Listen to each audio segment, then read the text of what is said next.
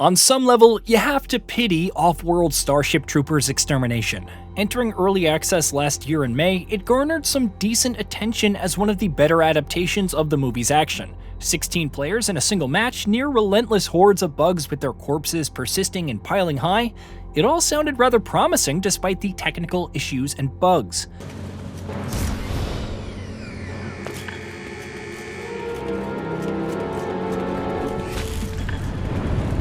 The base is under attack in the northern quadrant.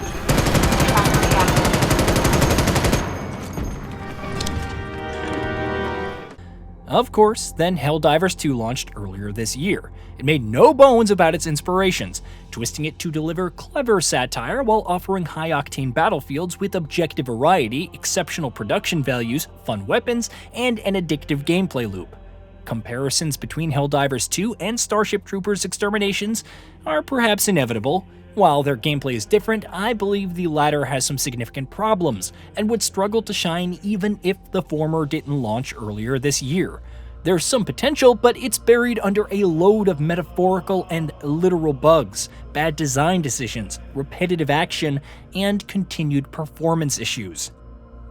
Starship Troopers Extermination doesn't have a story per se. The Galactic Front is perhaps the closest equivalent to any direction, with the discovery of some planet filled with bugs, which the United Citizen Federation wants to cleanse. Shocking. However, it's more of a long-running community goal that awards cosmetics. How it will affect the long-term plot is unknown, but it currently boils down to participating in match-made missions non-stop to earn victory points. Unfortunately, this is also handled poorly due to the company feature, but we'll get to that. Arc has been fired. Data from the seismic pulse looks good. Expect a horde inbound to your location. ETA, now.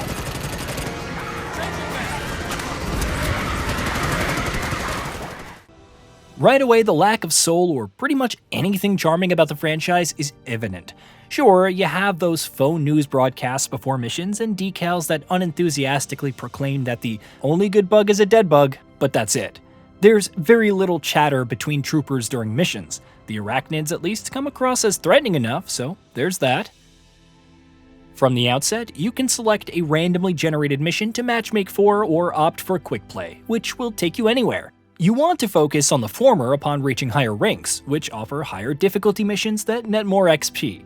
They could have more challenging modifiers like increased tiger bugs, grenadier ambushes, or explosive melee attacks, but successful completion means significant gains in progress. Why not separate the difficulties and award increased XP based on the same? Probably to funnel players into certain objective types. A typical extermination run involves landing on the planet, capturing some territory or setting up a mining rig, and then building up your base to defend against the Arachnid Hordes until your arc generator gathers intel. As time passes and objectives are complete, you'll face larger waves of enemies. The final phase is often an unrelenting assault, and whether you're successful or not, it culminates in an extraction. Combat is first person, but there are some elements of real-time strategy mixed in. After setting up a base, you need to mine and transport ore canisters to it to build walls, turrets, ammo crates, etc. Sometimes you must harness canisters to power the arc and begin its grand analysis. Unfortunately, said mining rigs are often hundreds of meters away, necessitating constant back and forth. Unless you're rocking with a group doing their best Navy SEALs impressions, it can turn into a chaotic mess of slaughtering arachnids, hauling resources, repairing defenses, reloading turrets and weapons, and questioning whether all this is really worth the citizenship.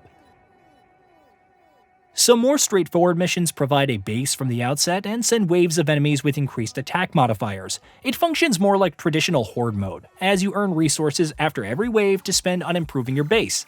The mindlessness can feel somewhat appealing, even if it removes whatever dynamicism the other mission types would present. The underwhelming number of building options also doesn't help the latter waves feel more exciting. The gunplay is serviceable, though the number of times I wished my character would reload while continuing to ADS is too high. Unlike, say, Helldivers 2, you have multiple classes, each with unique perks, weapons, and unlocks, which I like. There's enough distinction between the Guardian, who specializes in staggering arachnids with machine gun fire, as well as setting up a fortified position, and the Ranger, who can boost around and detect emerging bugs with their sensor. Unfortunately, they all start rather underwhelming, and you must grind XP to unlock their essentials, like a perk that halves melee damage from enemies for the Guardian. It wouldn't be an issue if each class didn't have to be leveled separately, further feeding into the repetition and monotony of replaying missions that offer increased XP. I'm fine with weapon XP, but why not divide every class into different skill trees where earning XP nets skill points? These can then unlock the required perks and maybe even allow some mixing and matching to spice up the variety. It's obvious why Starship Troopers Extermination goes for the current class setup. It wants to reinforce the squad mentality, with players presumably filling different roles. While not the worst approach to balance, it doesn't help the tedious leveling, and if your allies don't have the tools for busting heavily armored arachnids, it's GG. As such, the gameplay does have its moments, especially when visibility is obscured by alien gunk and screen shakes as corpses pile up and explosions go off. I also like how some of the larger foes are actual threats. Even if it's frustrating in the early goings, without the necessary survival tools, you have to worry about the positions of grenadiers and leverage high ground against warriors and other threats in melee range. However, the performance is abysmal. Despite going above and beyond the recommended requirements on PC, it nosedives when things get hot. While it necessitated dropping the quality significantly to approach anything resembling playable, the results were still underwhelming. Then there are all the other issues, from bugs simply teleporting out of nowhere to rubber banding when they're not standing around admiring the weather. While you can make a company all by yourself, there's no system for adding friends or even an in-game directory for finding other players. Instead, you need to count on the game randomly recommending players to join. Create your own company, and the option to join other companies completely disappears.